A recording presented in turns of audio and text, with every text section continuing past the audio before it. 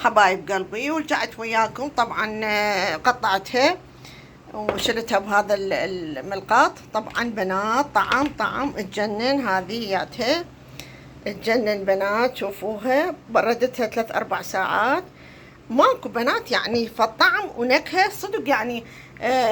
تراميسو ايطالي طيب ولذيذ جدا جدا جدا. قد ما تتوقعون. وهاي البسكتايات دايبة تذوب بالحليب مثل الكريمة، ونكهة الكريمة ما اقول لكم ولا اروع. طيبة كلش ولذيذة كلش كلش كلش. يا ربي اشوفكم صحة وعافية، ولا تنسوني باللايك ودعم القناة. واحلى واروع تراميسو من ايد خالتكم الحجية. سووا بهالطريقة وادعوا لي. كلش كلش طيب.